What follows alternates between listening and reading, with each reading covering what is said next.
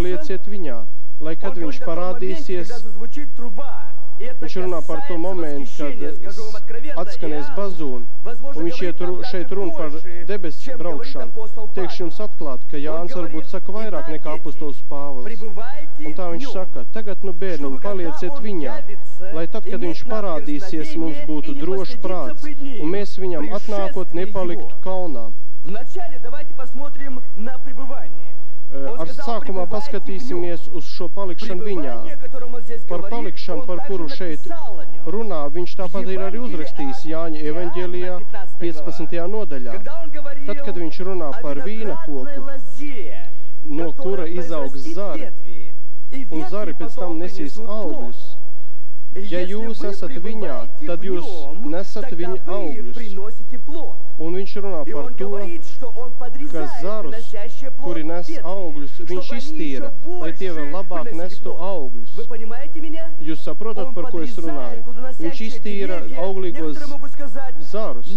Daži varbūt teiks, man ir ļoti grūti, es pārdzīvoju grūtības, brālis Vagar. Es ļoti mīlu Dievu ar visu sirdi. Es saprotu, viņš tevi iztīra, lai tu varētu nest vēl vairāk augļus. Viņš tevi iztīra, viņš vēlas novākt visu lieko. Viņš grib novietot tevi tur, kur tu vairāk nesīs augļus. Bet zarus, kuri nenes augļus, es runāju par draudzes reformēšanu, bet zarus, kuri nenes augļus, viņš nocērt un iemet ugunī.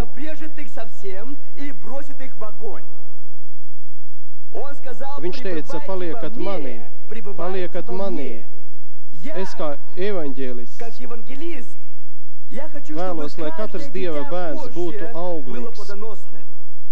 Es gribu, lai absolūti katrs kristietis pārvarētu visas vājības savā dzīvē. Tas ir aicinājums, un tā ir daļa svētrums, kuru Dievs man ir uzticējis. Es vēlos, es pielieku pūles īpaši tagad. Es negribu apstāties pie sīkumiem, bet īpaši tagad es vēlos, lai jūs pārvarētu visas grūtības. Un kristīgā dzīve, klausieties uzmanīgi, kristīgā dzīve, tā ir dzīve brīvībā. Jēzus saistītos atlaida brīvībā. Šī dzīve ir brīvībā. Brīvība veido jaunu dzīvi un nes augļus. Tas ir evaņģēlija pilns teksts. Tā ir brīvība, kuru mums dod viņš. Tā ir jaunā dzīve, kura nes augļus. Viņa mums palīdz būt līdzīgiem Kristum. Un es gribu vairāk teikt par visu šajā pasaulē. Katru Dieva bērnu redzēt brīvu. Es meklēju Dievu un daudz lūdzu. Es taujāju un brēcu pie Dieva. Un es domāju, ak, kungs, kādu formulējumu man dot viņiem, ko es varētu viņiem teikt, kā būtu tāds konkrēts piemērs, lai varētu pilnīgu un pavisam turēt uzvaru visos kristietības aspektos un kristīgajā dzeļā. Bet, zināt, nav tāds formuls šajā grāmatā. Jūs saprotat, viņas šeit nav. Es meklēju, es brēcu uz Dievu, es taujāju, es raudāju, kaut arī pats to pārdzīvoju. Es piedzīvoju šo brīvību, es piedzīvoju jaukas dzīves piedzimšanas brīnumu. Es zinu, par ko es runāju, bet man grūti par to jums pastāstīt. Ļoti grūti, es sludinu ap 35 gadiem, un tomēr man grūti pastāstīt par to. Un es meklēju Bībelē, jo tas ir mūsu ceļvedis. Jūs teiksiet, labi, brālis Vager, tu vienmēr runā vārdus, kad lūdz par ļaudīm, lai viņi saņemtu glābšanu. Ja tu apliecinās Jēzus Kristu par savu kungu, tad tu glābsies. Bet tā nav uzvaras formula, tā ir Jēzus Kristus pieņemšana par savu glābēju. Tas ir tas, kur runā šī grāmata, kad es griežos pie apustuļa Pāvila un domāju, ka viņš dos atbildi. Es gribu atrast precīzus vārdus, precīzus formulēm, lai varētu teikt, A, dari tā, B, dari tā, C, dari šitā, bet tur tā nav. Kad Pāvils sadūrās ar šo pašu lietu, jūs zināt, ko Pāvils izdarīja? Viņš stāstīja savu liecību.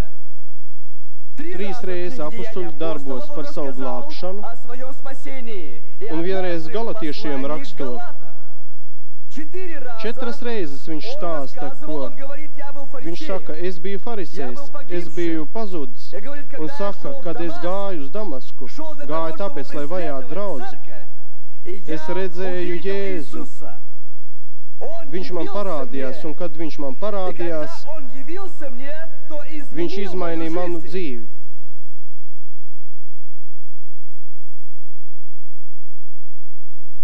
Lai paliktu Kristu un viņa atnākšanā, tā ir vislielākā šķīstījošā cerība.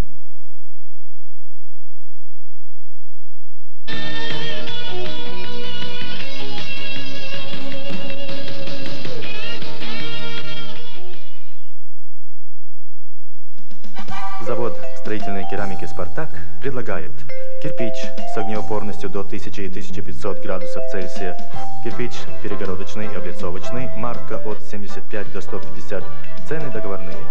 Обращаться: Латвия, индекс ЛВ 3043, Елговский район, ПО «Спартак», улица Целтняку, 12. Телефоны 23 716 55 657.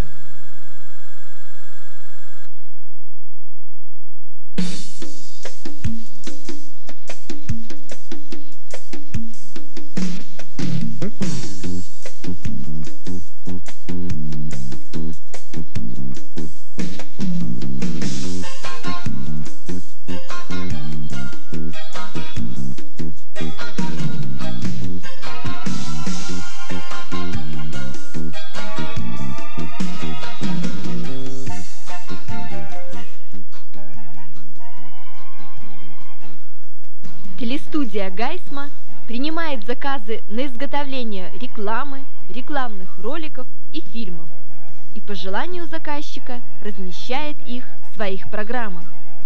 Мы ждем ваши предложения по телефону 200 950.